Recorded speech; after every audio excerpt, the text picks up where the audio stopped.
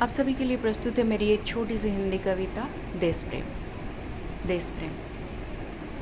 मैंने हमेशा देखा है, नवजात शिशु को कोई नहीं सिखाता रोया कैसे जाता है, माँ के थन से भूखा पेट कैसे भरा जाता है। कभी नहीं देखा मैंने किसी को सिखाते कि माँ कैसे बना जाता है, प्रेम कैसे किया जाता है, अपनापन कैसे जताया जाता है, बूढ़ा कैसे हुआ जाता है और भगवान के अस्तित्व को कैसे महसूस किया जाता है। मैंने हमेशा देखा है, नवजात शिशु को कोई नहीं सिखाता कि रोया कैसे जाता है, माँ के थन से भूखा पेट कैसे भरा जाता है। कभी नहीं देखा मैंने किसी को सिखाते कि माँ कैसे बना जाता है, प्रेम कैसे किया जाता है, अपनापन कैसे जताया जाता है, बूढ़ा कैसे हुआ जाता है, भगवान के अस्तित्व को कैसे महसूस किया जाता है। ठीक उसी तरह किसी ने नहीं सिखाया था मुझे कि देश प्रेम कैसे किया जाता है। ठीक उसी तरह किसी ने नहीं सिखाया था मुझे कि देश प्रेम कैसे किया जाता है। मैं अपनी तालीम पूरी करती गई, मेहनत से काम करती रही, बेझिझक देश के सड़क, इमारत और संसद निर्माण में हिस्सा लिया। मैं अपनी तालीम पूरी करती गई, मेहनत से काम किया, बेझिझक देश के सड़क, इमारत और संसद निर्माण में हिस्सा लिया। सरहद पे न लड़ सकी, पर मैं हमेशा देश के जंगल, पानी और बिजली को बचाने में जुटी रही। सरहद में न लड़ सकी, पर मैं हमेशा देश के बिजली, पानी और जंगल को बचाने में जुटी रही। न घूस, न घपला, न दंगा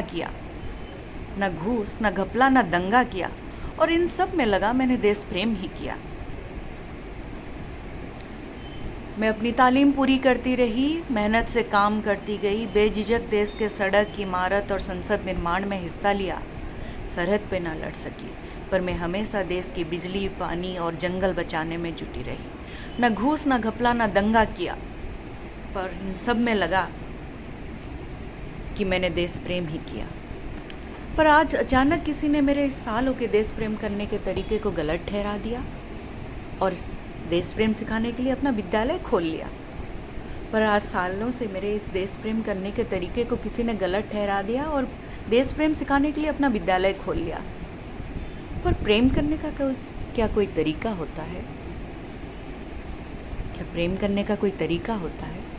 बस यही सवाल पूछना था मुझे उन शिक्षकों से कि क्या प्रेम करने का कोई तरीका होता है। बस यही सवाल पूछना था मुझे उन शिक्षकों से, पर मेरी आवाज़ पहुंच ही नहीं रही थी मेरे सामने बैठे उन सिखाने वालों तक, क्योंकि मैं खड़ी थी भीड़ के एकदम पिछले छोर पे, वो छोर जहां हवा, पानी, बिजली, रोशनी और ज़मीन तक पहुंचने से पहले ही दम तोड़ देते थे। क्योंकि मैं खड़ी थी भीड़ के एकदम पिछले छोर पे, वो छोर जहां रोशनी, पानी, हवा और ज़मीन तक पहुंचने से पहले ही दम तोड़ देते थे। सालों से मेरा ठिकाना वही था। मैं इस देश की जनता थी। मैं खड़ी थी भीड़ के एकदम पिछले छोर पे, वो छोर जहाँ रोशनी, हवा, पानी और ज़मीन तक पहुँचने से पहले ही दम तोड़ देते थे। मैं इस देश की जनता थी। सालों से मेरा ठिकाना वही था। मैं इस देश की जनता थी। मेरे पास एक ही सिक्का था वोट का, जो मैं पहले ही खर्च चुकी थी। देश में निर्वाचन का समय है, अपना वोट जरूर डालिए। इस एक व्यक्ति को चुनिए, ऐसे दल को चुनिए जो आपके लिए काम करे, ताकि आने वाले 5 साल तक आपको पछताना ना पड़े या फिर आपकी आने वाली पीढ़ी को भी पछताना ना पड़े। वोट जरूर डालिए, देश निर्माण और गणतंत्र की सुरक्षा में हिस्सेदारी लीजिए। धन्यवाद।